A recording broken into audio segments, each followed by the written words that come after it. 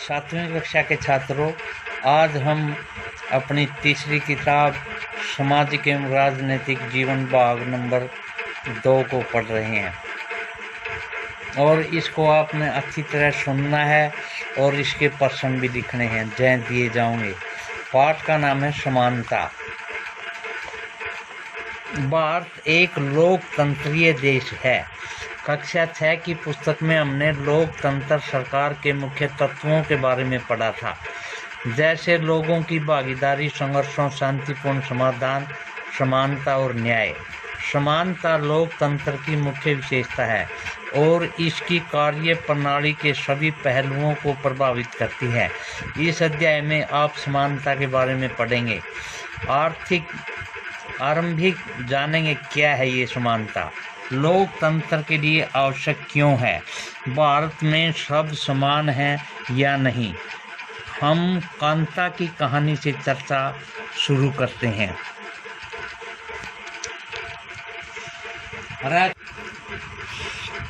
देखिए, मताधिकार का मौसम है और वोट देने के लिए लोग अपने अपने स्थानों पर खड़े हैं।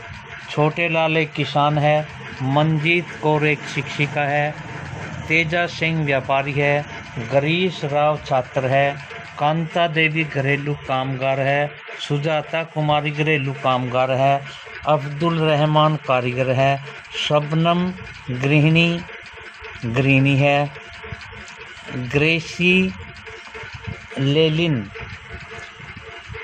परमदत्ता है, आईजैक सरकारी अधिकारी है, रुखसाना मिर्जा मीडिया कर्मी है, योगराज बेरोजगार है, अशोक जैव उद्योगपति है।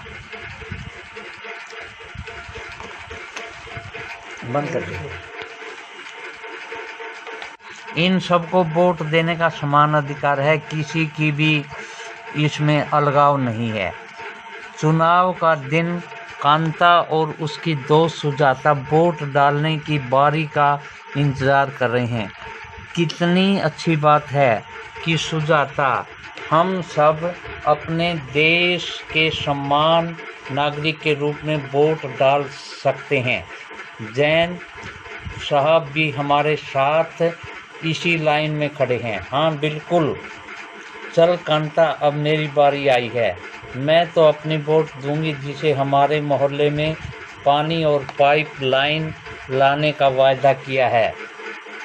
कुछ देर बाद में आना कांता। जी हाँ, नमस्ते साहब। गुड़िया को बुखार हो गया है और उसे अस्पताल लेकर जाना है, पर पहले साहब के घर का काम करके आऊँगी और उनसे कुछ पैसे लेकर आऊँ घर पर। मैं वह भी ले, कुछ अच्छा लगेगा तुझे। और मैं जब शाम को लौटूंगी तब अस्पताल चलेंगे, ठीक है। गुड़िया बार बार बीमार नहीं पड़ेगी तो और क्या होगा। इस बस्ती में तो कभी साफ सफाई ही नहीं होती। मताधिकार की समानता। कहानी का प्रारंभ कांता के वोट देने की लाइन में खड़े होने से होता है। पुनः उन विभिन्न लोगों की ओर देखो जो अपने साथ लाइन में खड़े हैं। कांता अपने मालिक अशोक जैन को पहचान लेती है और अपने पड़ोसी छोटे लाल को भी। भारत जैसे एक लोकतंत्रीय देश में सब वयस्कों को मत देने का अधिकार है, चाहे उसका धर्म कोई हो, शिक्षा का स्तर या जाति कोई हो, वो गरीब हो या अमीर हो।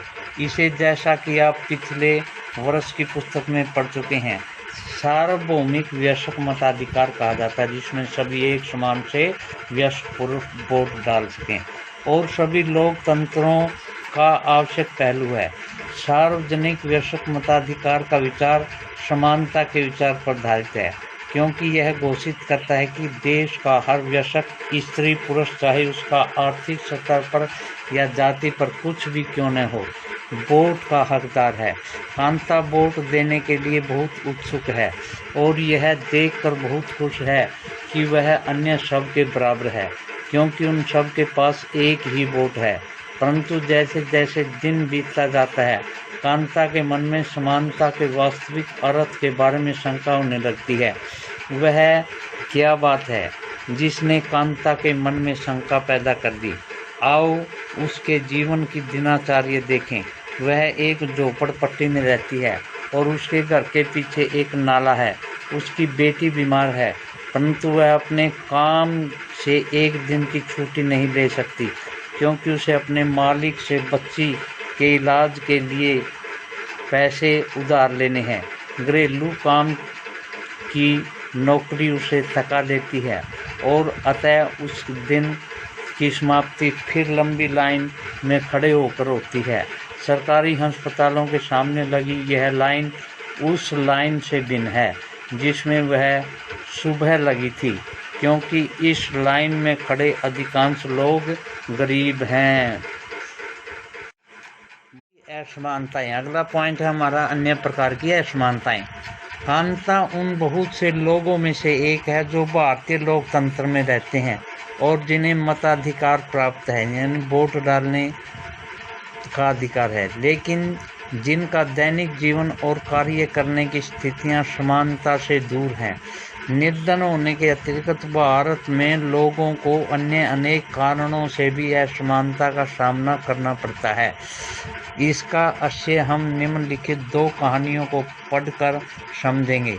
ये दोनों ही वास्तविक घटनाओं पर आधारित हैं और भारत में होने वाली विभिन्न प्रकार की असमानताओं पर प्रकाश डालती हैं। भारत में सामान्यतः प्रचलित असमानताओं में से एक है जातिगत व्यवस्था। यदि आप ग्रामीण भारत में रहते हैं तो जातिगत पहचान का अनुभव शायद बहुत छोटी आयु में ही हो जाता है। यदि आप भारत के शहरों में रहते हैं तो शायद यह सोचेंगे कि लोग अब जात पात में विश्वास नहीं करते हैं, परंतु जरा एक प्रमुख समाचार पत्र के वैवाहिक विज्ञापन के कॉलम को देखिए तो आप पाएंगे कि उन शिक्षा प्राप्त शहरी भारतीयों के दिमाग में भी जाति कितनी महत्वपूर्ण है। आइए अब एक कहानी स्कूल जाने वाले एक दलित बच्चे के अनुभव के बारे में पढ़ेंगे। दलितों के बारे में आप जानते हैं कि पिछले वर्ष की पुस्तक में पढ़ चुके हैं। दलित एक ऐसा शब्द है जो निचली कही जाने वाली जाति के लोग स्वयं को संबोधित करने के लिए प्रयोग लेते हैं। दलित का अर्थ है कुचला हुआ या टूटा हुआ, और इस शब्द का इस्तेमाल करके दलित यह संकेत करते हैं कि पहले भी उनके साथ बहुत भेदभाव हुआ था और आज भी हो रहा है। ओम प्रकाश वाल्मीकि एक प्रसिद्ध दलित लेखक है। अपनी आत्मकथा जूठन में वो लिखते हैं कि स्कूल में दूसरों से दूर बैठना पड़ता था, वह भी जमीन पर। अपने बैठने की जगह तक आते जाते चटाई छोटी पड़ जाती थी। कभी कभी तो एकदम पीछे दरवाजे के पास बैठना पड़ता था, जहाँ से बोर्ड पर लिखे गए अक्षर धुंधले दिखते थे। कभी कभी बिना कारण पिटाई भी कर देते थे। जब वे कक्षा में 4 में थे, प्रधानाचार्य ने ओम प्रकाश से स्कूल और खेल के मैदान में झाड़ू लगाने को कहा। वे लिखते हैं कि लंबा चौड़ा मैदान मेरे वजूद से कई गुना बड़ा था, जिसको साफ करने के लिए मेरी कमर आसमान धूल से चेहरा सिर अंट गया था। मुंह के भीतर धूल घुस गई थी। मेरी कक्षा में बाकी बच्चे पढ़ रहे थे और मैं झाड़ू लगा रहा था। हेडमास्टर अपने कमरे में बैठे थे, लेकिन निगाहें मुझ पर टिकी थी। पानी पीने तक की इजाज़त नहीं थी। पूरा दिन मैं झाड़ू लगाता रहा। स्कूल के कमरों की खिड़कियां दरवाज़ों से मास्टरों और लड़कों की आंखें छिप छिप कर तमाशा देख रही थी। ओम प्रकाश ने अगले 2 दिन तक स्कूल और खेल के मैदान में झाड़ू लगवाई जाती रही, और यह क्रम तभी रुका जब उधर से गुजरते हुए उसके पिता ने अपने बेटे को झाड़ू लगाते देखा। उन्होंने शिक्षकों को साहसपूर्वक सामना किया और ओम प्रकाश का हाथ पकड़कर स्कूल से बाहर जाते हुए उनके शवर में सबको सुनाते हुए कहा, मास्टर हो इसलिए जा रहा हूँ, पर इतना याद रखना मास्टर जी, यही पढ़ेगा इसी मदरसे में, और यूँ नहीं इसके बाद और भी आवेंगे पढ़ने को, जो भारत के एक बड़े शहर में घटी और देश के अधिकांश भागों में ऐसा होने एक सामान्य बात है। यह कहानी श्री और श्रीमती अंसारी की है, जो शहर में किराए पर मकान खरीदने के लिए जाते थे। वे पैसे वाले थे, इसलिए किराए की कोई समस्या नहीं थी। वे मकान ढूंढने में मदद करने की एक प्रॉपर्टी डीलर के पास पहुंच गए। डीलर ने उन्हें बताया कि वह कई खाली मकानों के बारे में जानता है जो किराए पर मिल जाते हैं। जो पहला मकान देखने गए, अंसारी दंपति को मकान बहुत अच्छा लगा। उन्होंने मकान लेने का निर्णय कर लिया। फिर जब मकान मालकिन ने उनसे नाम सुने तो वह बहाने बनाने लगी कि वे मांसाहारी लोगों को मकान नहीं दे सकते, क्योंकि उस बिल्डिंग में कोई भी मांसाहारी व्यक्ति निवास नहीं करता। प्रॉपर्टी डीलर अंसारी दंपति दोनों ही यह सुनकर आश्चर्यचकित रह गए, क्योंकि पड़ोसियों ने मछली पकाने की गंध आ रही थी। उनके सामने उन दूसरे और तीसरे मकानों में भी उन्हें पसंद आए थे। यही बहाना दोहराया गया। अंत में प्रॉपर्टी डीलर ने सुझाव दिया कि क्या वे अपना नाम बदल सकते हैं, श्री और श्रीमती कुमार रखना चाहोगे? अंसारी दंपति ऐसा करने के इच्छुक नहीं थे, इसलिए उन्होंने कुछ और मकान देखने का निश्चय किया। अंत में लगभग 1 महीने ढूंढने के बाद उन्होंने एक मकान मालकिनी मिली, जो उन्हें किराए पर मकान देने को तैयार थी।